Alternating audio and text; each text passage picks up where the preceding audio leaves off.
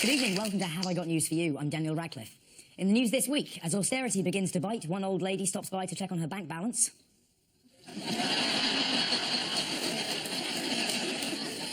It's been years in the creation, but at long last, Amstrad unveiled their answer to Apple's MacBook Air. And in the wake of his pre-budget announcement, there's more bad news for George Osborne, as it emerges that even Mr. Bingley has had his house repossessed. With Ian tonight is a comedian who I insisted was on the show partly because he's very funny, but mainly because he makes me look tall. Andy Hamilton.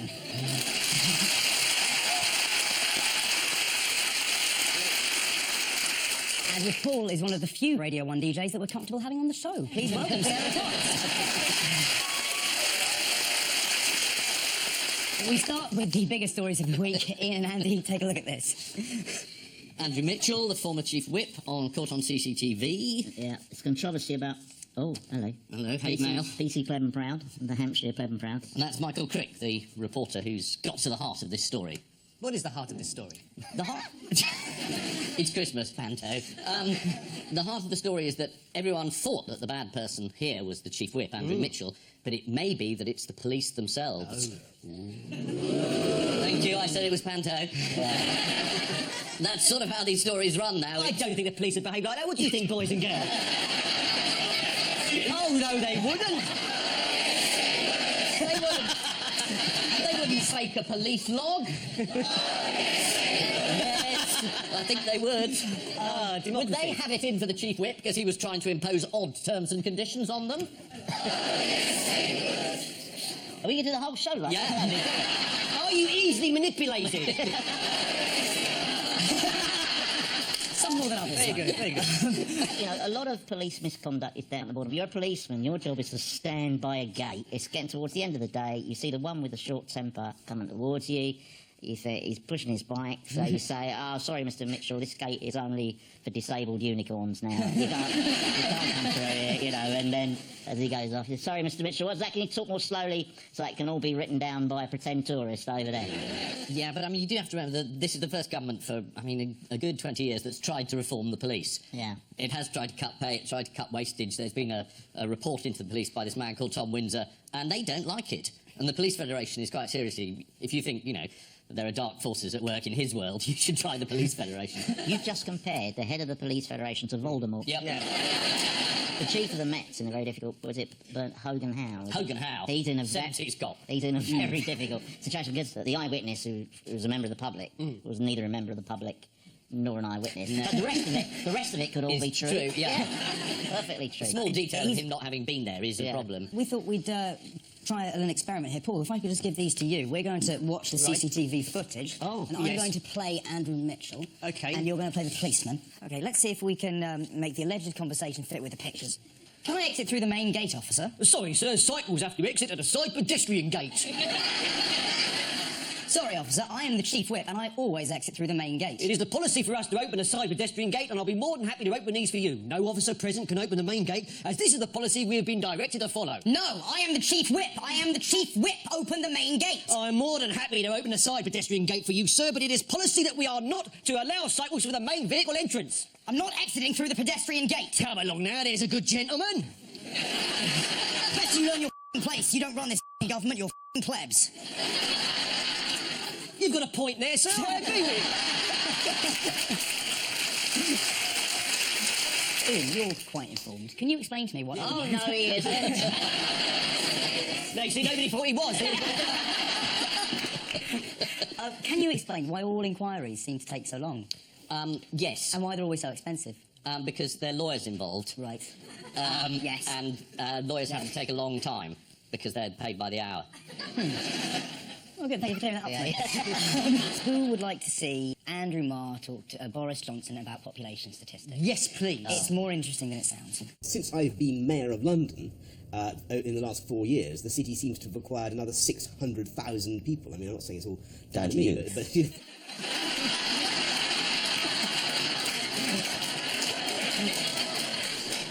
This is the exact opposite of Bradley Wiggins, Britain's least popular cyclist, Andrew Mitchell. The Sun reported the latest developments over Andrew Mitchell's foul-mouthed tirade, but his offence seems trivial compared to another MP's callous incitement to violence.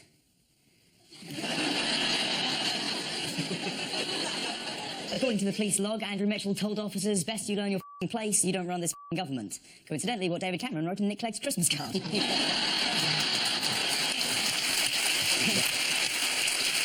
Paul and Sarah, take a look at this. And there we are, David Cameron and the aforementioned Queen. She's the first monarch to attend the cabinet meeting since about 1787 or something like that. And you can see she's absolutely thrilled to be there. You know that brooch actually squirts water. Watch in a minute, you'll see some... Well, I think her standard phrase doesn't work with the cabinet. And what do you do? I don't know. What do you do? Don't know. And they gave her some gifts. Some gifts, yeah. Yes, they gave us 60 placemats with pictures of Buckingham Palace on. Yeah. But no coasters, I noticed. Well, just from a tourist shop they just got that. This is obviously what you get the woman who has everything. Something shit. She'd want a picture of somebody else's house. Exactly. Yeah. Do you know what I Unless mean? it's a Not subtle her. hint. This is where you live. In case she forgets. And the Foreign Office gave her a bit of Antarctica, but she wasn't impressed because they didn't even wrap it. We do have also the team photo to show you that was taken of the Queen and her cabinet. They're all having a fantastic time. And then just in the top right-hand corner there, we have John Terry, I think. Didn't she say something about going to the bank? Yes, she made a joke to George Osborne. Saying you haven't got any money left. Pretty much.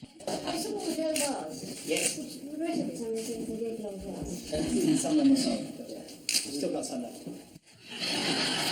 Why have we got subtitles? It's not a killing, is it? I think most of us can get that. Here we've got Hingo Bath. Is she the mystery guest? There's a bit of a pattern developing. If you look at her last few weeks, right, she went to the Bank of England last week and got them to show where they keep all the gold. She was at number 10, sussing out the joint this week. She's always, under any pretext, visiting army bases. Clearly, she's planning a coup. What's in to become head of state? And since it's Christmas, who would like to see the UN Secretary-General Ban Ki-moon attempting to sing a Christmas song? I'm making a list, checking it twice, going to find out who's gonna naughty or nice. Ban Ki-moon is coming to town.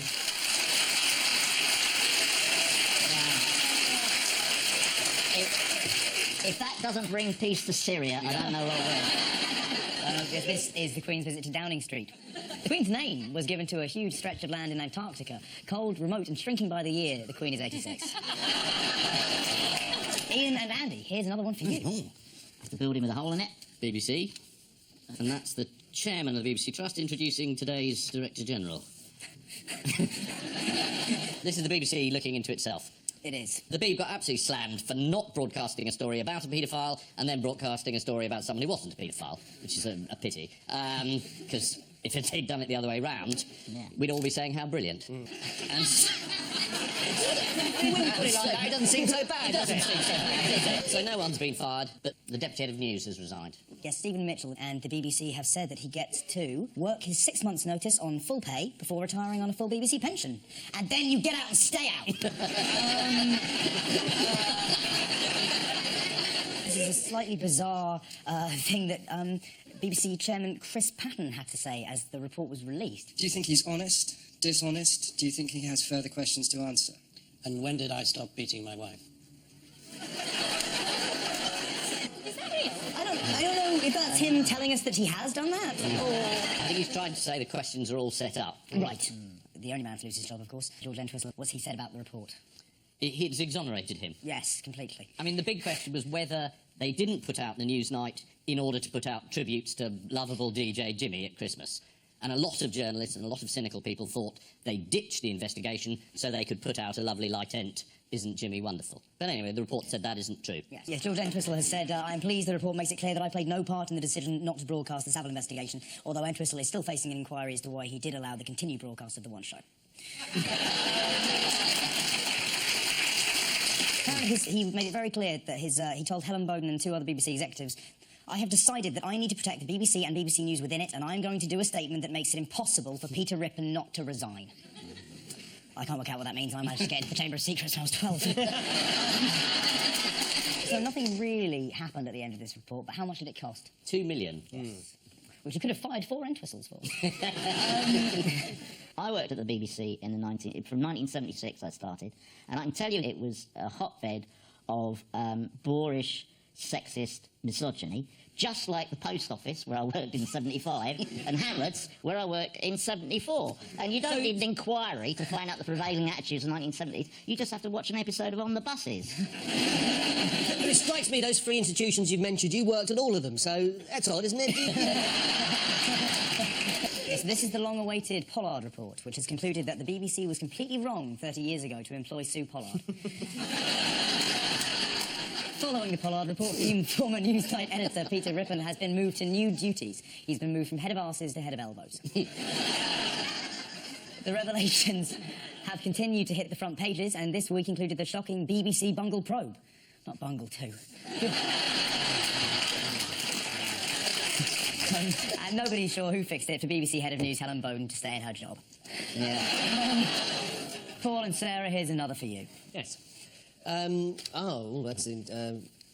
right. This is a very, very complicated way to show that the world is going to finish in a... Oh, dear. Blimey, look at that. That's the end of Leamington Spa. The Mayans, I believe, believed that the world's going to finish tomorrow or today, if we're going to pretend this is today. Friday. Friday's Friday today. It's not really, it's Thursday. But Friday. The world is going to end in about 3 minutes' time, which is a nuisance for Ian because he's in the lead. Should we all just, does everyone want to stand up for the audience and just say who they really hate? You know, like the bosses, like the in-laws and that, just get it all out now, because the world's going to end Or anyway. make love. Just make love. I'm sure that if the world was going to end, the start of that process would have already begun. We don't know, who knows. But no one believes this. The Mayans don't believe this either. No, this is the thing. Why not Probably be like correct? 1 in 10 people are a little bit worried about it. But it's just a calendar. It's a very long cycle. It's like when it goes from spin to rinse. That's what it is. Or from April to May. But anyway, a lot of people have misinterpreted this and thought the Mayans are very sort of deep and prophetic people, so they must know it's the end of the world. There's a Mr. Lu Kui Wang, I'm definitely saying that wrong, who's built something. Do you know what that might be? An ark. A shelter. Underground bunker sort of thing? It's a sort of survival pod, I think is what he calls it. Yeah, it is. It's not completely hollow, because if it starts rolling, he's going to get properly bruised in that, isn't he? If it's just rattling around. Yeah. He's also very reliant on where it rolls as to whether he can get out or not. He says it's tsunami-proof if you close the door. But what if the Earth's invaded by giant football-loving aliens? Anyway, NASA has felt obliged to respond to all this bollocks. It's speculation. They've made a film. They released They made a film, brilliant. Yes, they made a 4-minute film Yep. called The World Didn't End Yesterday. And they released it a week early. It begins, if you're watching this video, it means only one thing. Get a life. British reaction, though, has been wonderful and British and restrained. The AA have been issuing advice for motorists. If the world should end, pull over to the nearest lay-by. You know what? It's that good. Is it? It's really that good. They said drivers should allow extra time for their journey. And what did the London Fire Brigade advise? Put a hose pipe in your mouth and turn the tap on. They suggested people fit a smoke alarm on each floor so they would be alerted to the fire and brimstone spray. Yes, this is the end of the world, due to happen any moment now. Or if you're watching the repeat, hey! This is according to the Mayan calendar. I've not seen it, but I imagine Mr. Sember looks very gloomy. According to The Guardian, the Chinese Communist Party have detained 90 people for spreading rumours that the world is about to end. And knowing China, for those 90 people, it probably will. And so to round 2, Daniel Radcliffe's Jolly Wonderland of festive Christmas tidings. Here's a lovely winter scene by Bruegel. And there are some clues to the news stories which he kindly painted in. Fingers on buzzers, teams. Here's the first one. Oh, no!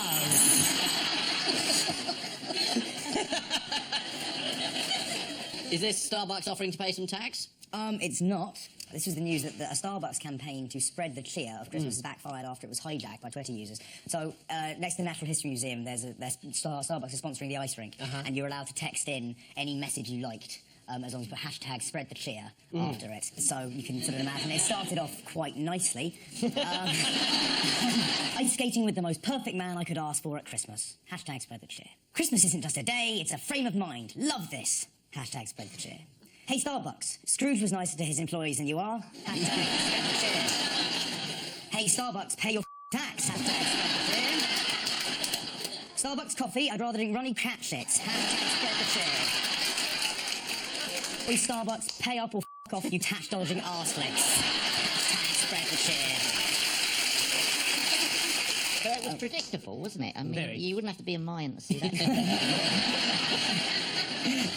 This is the Starbucks Twitter screen at the Natural History Museum, which was hijacked by tax protesters. One of the tweets displayed at the Natural History Museum said, if firms like Starbucks paid proper taxes, museums wouldn't have to prostitute themselves to advertisers. Something they agree with down the road at the HMV&A and over in New York at the Guggenheim. Fingers on buzzers, teams. Here's the next clue. This is the norovirus. This is going to make Christmas very toilet-centric. Yeah, the Yuletide logs of thousands of Britons will be a bit softer this year. Apparently, the norovirus has hit 880,000 people so far. In March of this year, at my daughter's 2-year-old birthday party, we basically nearly wiped out like 3 generations of our family and about 3 or 4 classes at the school as well, because everybody left and everybody was ill that evening. And I like triple checked how I cooked the sausages because I thought it's the sausages, but luckily it was norovirus. And the doctor said you can literally just touch a wall, walk away. And we were doing the traditional northern party game of touch the wall. Oh, touch the wall. And then, yeah, and, you know, it can just stay there and then everybody touches the wall and they win a prize. The Health Protection Agency has given some advice. Thorough hand washing after using the lavatory, before preparing food and before eating. It's odd now that you actually have to tell the public to wash their hands after they've been to the toilet. Don't you think that should be done in school? I mean, basically, everything Daniel just read out comes under the heading of common sense, isn't it? Yeah. But you're not allowed to have that anymore. No, it's gone. And I'm a young person, so that's why I read it out, not recognising it as common sense. How very true. Yes.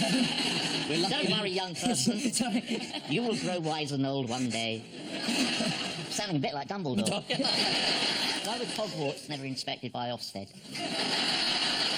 Children being eaten by serpents. Ofsted have questions to answer, I think. It's a private school, though. Oh, that's true, yes. It's not much of a title, is it? Harry Potter and the Ofsted report. It's... What happens if you find yourself in an enclosed space at sea and someone on board has the norovirus? Duck. Throw them overboard. 300 passengers on board P&O's luxury cruise ship, the Oriana, were struck down by the bug, leading to it being labelled the Plague Ship. Can you imagine showing off the photos of your holiday when you get back from the plague ship, though? Here's Barry and June that we met there from Derby. There's June on her hands and knees. Yeah, Barry's rubbing her back and holding her hair back. He was ever so nice. A lovely couple. How did these unfortunate puking people react? At first, completely in an over-the-top dramatic way. Then suspicion entered their eyes. Then a cursory turn of the head and a quick glance back, meeting your eye just for a second and then looking out towards the distant horizon. And then throwing up. Picture that quick. Go fix that man, sit down, Well, yes, they demanded refunds. You can't have your sick back, I'm sorry. No. It's ours now. And when the ship returned to port, the passengers even threatened a sit-in. At least I think that's what they said. Yeah. This is the norovirus, or, to put it in terms Harry Potter fans will understand, from both ends it's Expelliarmus. Fingers on buzzers, teams.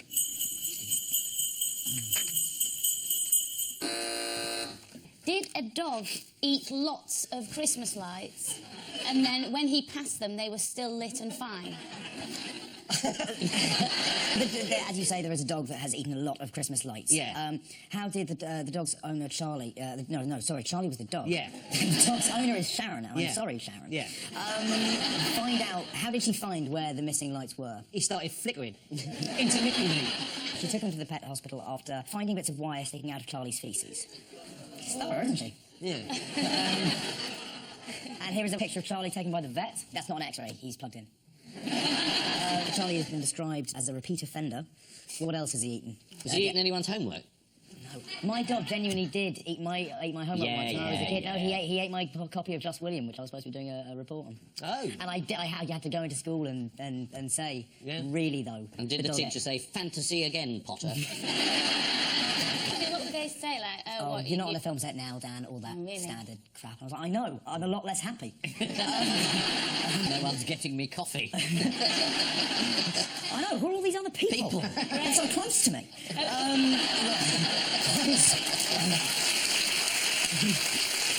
Yes, this is Charlie, the dog, who needed surgery after swallowing a string of festive Christmas lights. As he prepared to face the operation, his owner, Sharon Fay, gave him a hug and his little face lit up. It's time for the odd one out round now. One between you this week. Buzz in when you know the answer. The Sphinx, Lord Voldemort, my dog, and Tycho Brahe. It's got to be noses, isn't it? As in the phrase, my dog has no nose. How does he smell? Well, it's mainly through the mouth, I suppose. So the Sphinx there, he's got no nose. How did What's-He-Chops lose his nose? He lost it in a duel. In the duel, he Yes, had it cut he did. off. Voldemort never had a nose. He did have a nose at one point. Oh. We're going to pick old Brett Metal Nose at the bottom. He's the odd one out. No, you're wrong. Ian? Let's go Sphinx. Is it the Oh, no, Sphinx? No, it's Voldemort, is it? Voldemort. Yeah, of course it I is. said Voldemort. Did you? Yes. But you didn't give a reason. Yes, I did. You gave the wrong reason, then. Give a better reason. Oh, Because I can see why Hermione lost interest. But,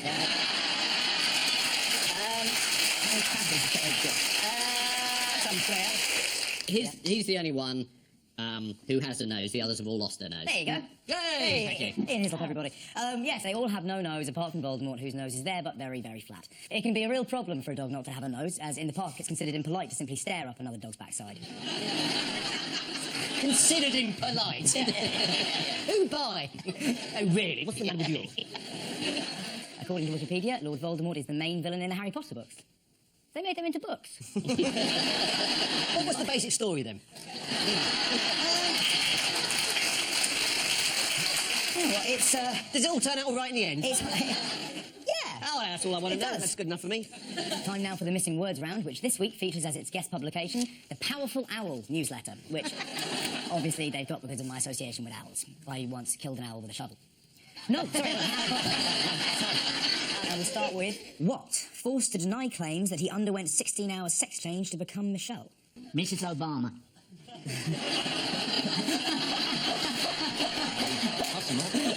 Mike Tyson. Oh, really? He's been forced to deny this. Apparently, this spoof story appeared on a website which then spread around the world. According to the story, Tyson visited the same skilled reconstructive surgeon that Terry Williams used before he became Serena. Next. I hate what, says Mick. Blues music badly played by middle-class white people. Irish stereotypes. I hate tight trousers, says Mick. Next. Pulling cigarettes and shampoo, what? And my only joys in life, says Pope. Can all cause a leech to regurgitate into a wound, worsening infection. Oh, should have guessed Yes, that. this is advice for owl spotters on how to deal with blood-sucking leeches. And finally, guitarist was sitting on what? Flat-faced pullet owl. A small fortune. This was a story about a man who I think found about £85 down the back of his sofa. I've got to brace myself from an immense amount of hatred from the north of England. There's, Don't do it then. I've got to, Ian. It's on the auto-tune. You know what that means. There's estimated to be £1.61 down the back of an average sofa. So if you live in Hull, what are you waiting for? Run out into the front garden and check.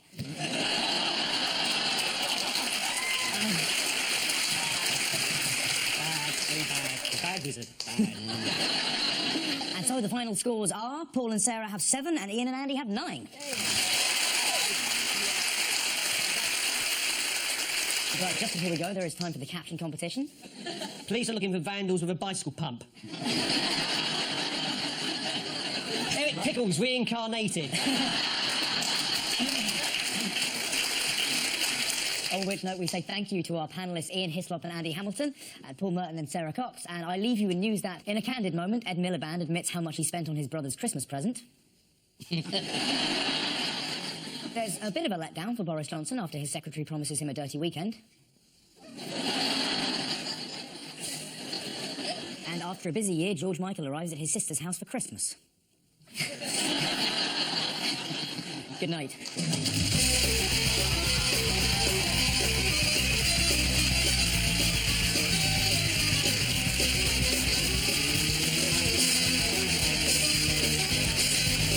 Live at the Apollo coming right up with Omicha Lilly, Reginald D. Hunter and Julian Clary.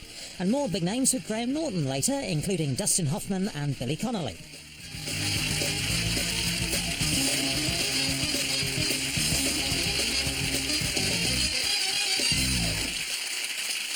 Oh, hello, everybody. Look, I'm Harry Potter. Harry Potter. Oh, I'm Harry Potter. You look like Trotsky. What? You look like Trotsky. I don't look like Trotsky. I look like you, mate. Harry Potter, Harry Potter, Harry Potter. I'm Harry Potter with no AP. Shut up.